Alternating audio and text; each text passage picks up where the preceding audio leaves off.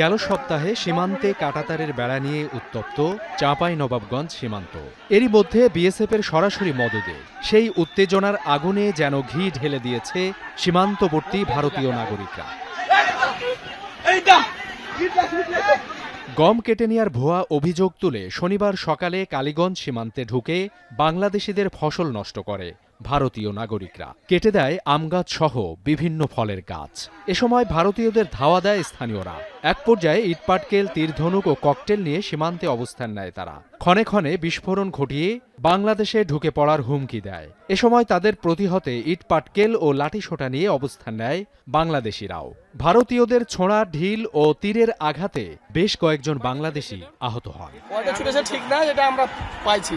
ওই দিক থেকে ঢেল আসছে, পাটকেল আসছে, এদিক থেকে আমরা কিছু ঢেল ছুড়েছি, কারণ আমাদের জীবন তো বাঁচাতে হবে, আমাদের দেশকে তো রক্ষা করতে হবে। বাংলাদেশের বিজিবি যখন বাধা দেয় তখন ওদের বিএসএফে গ্যাস নিক্ষেপ করেছে। যে কয়েকজন আহত এবং মনে করেন একটা বিজিবির প্রায় একটা লোক কেটে গেছে, এটুকু জানতে পারলাম। আর এই কয়েকজনকে মেডিকেলে ভর্তি করানো হয়েছে। একের পর এক এ ধরনের ঘটনায় শঙ্কিত সীমান্তের বাসিন্দারা। পরিস্থিতি নিয়ন্ত্রণে সতর্ক অবস্থানে রয়েছে সীমান্ত রক্ষী বাহিনী, বিজিবি।